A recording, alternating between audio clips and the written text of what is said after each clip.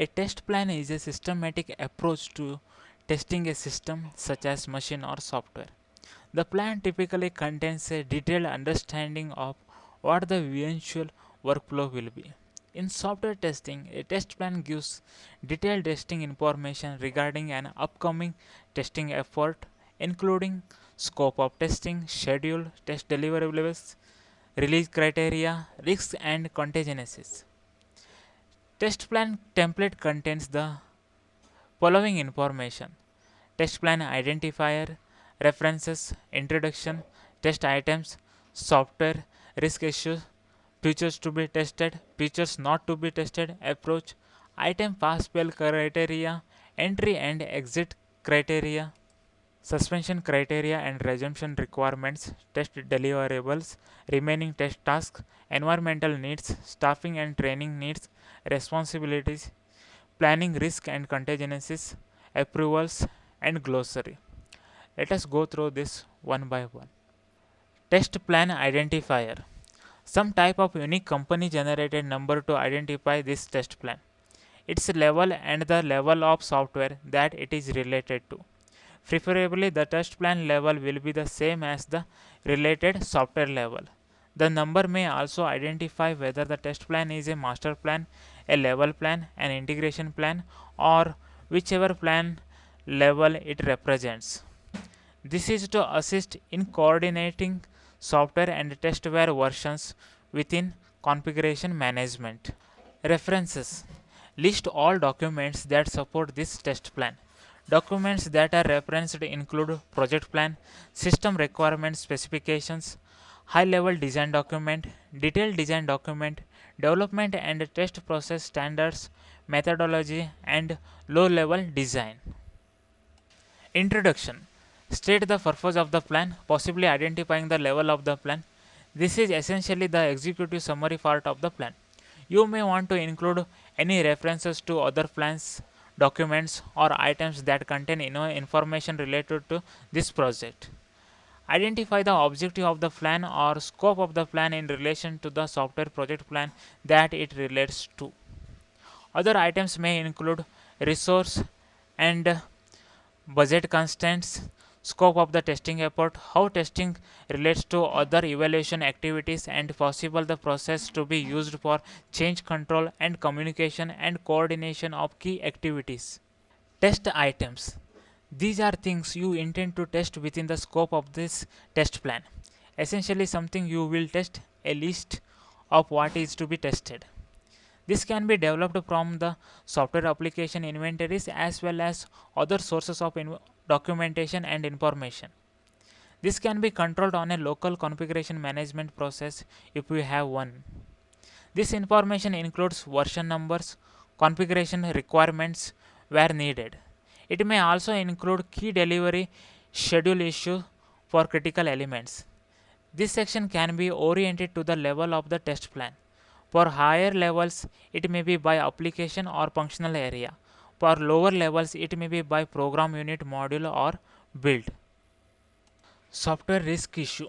Identify what software is to be tested and what the critical areas are, such as delivery of a third party product, new version of interfacing software, ability to use and understand a new package, etc., extremely complex functions, modifications to components with a past history of failure, poorly documented modules or change requests.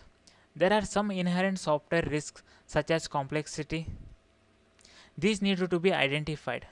Another key area of a risk is a misunderstanding of the original requirements. This can occur at the management, user, and developer levels. Be aware of unclear requirements and requirements that cannot be tested. Features to be tested. This is a listing of what is to be tested from the user's viewpoint of what the system does. This is not a technical description of the software but a user's view of the functions. Set the level of risk for each feature. Use a simple rating scale such as high, medium, and low. These types of levels are understandable to a user. You should be prepared to discuss why a particular level was chosen.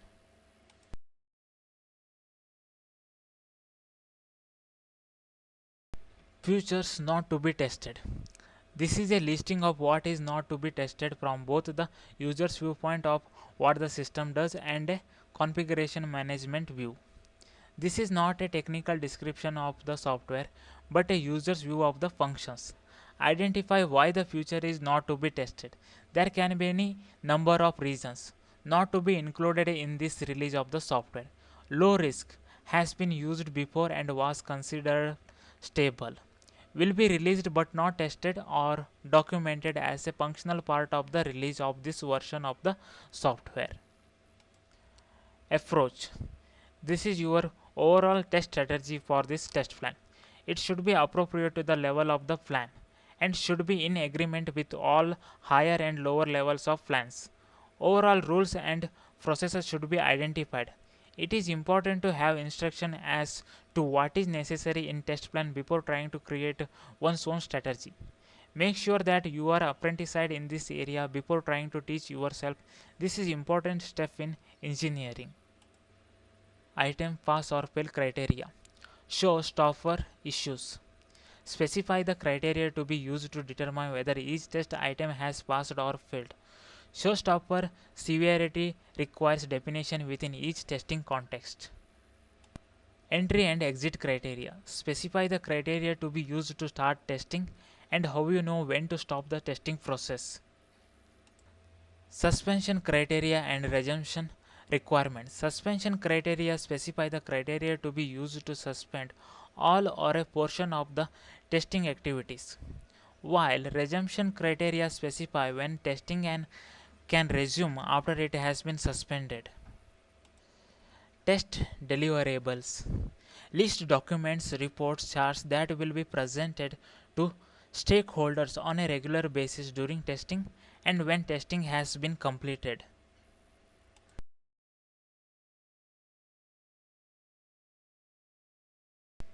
Remaining test tasks. If this is a multi-phase process or if the application is to be released in increments, there may be parts of the application that this plan does not address. These areas need to be identified to avoid any confusion should defects be reported back on those future functions.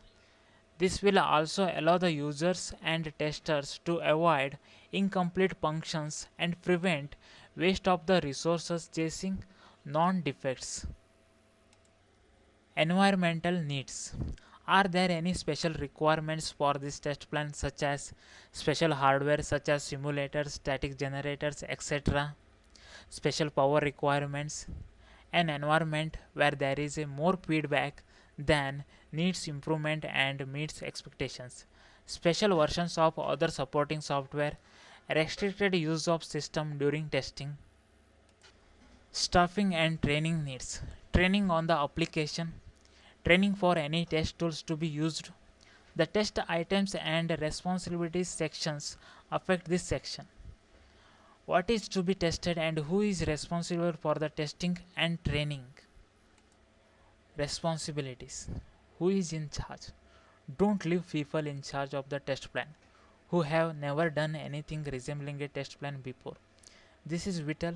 They will learn nothing from it and the test will fail. This issue includes all areas of the test plan. Some examples are setting risk, selecting features to be tested and not tested, setting overall strategy for this level of plan, ensuring all requirements elements are in place for testing, providing for resolution of scheduling conflicts, especially if testing is done on the production system, who provides the required training, who makes the critical go or no go decisions for items not covered in the test plans, who is responsible for this risk. Planning risk and contingencies.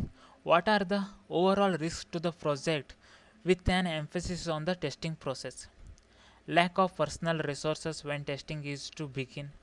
Lack of availability of required hardware, software, data or tools. Late delivery of the software, hardware or tools. Delays in training on the application and tools. Changes to the original requirements or designs.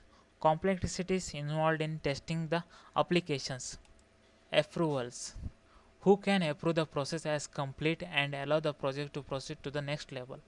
At the master test plan level, this may be all involved parties.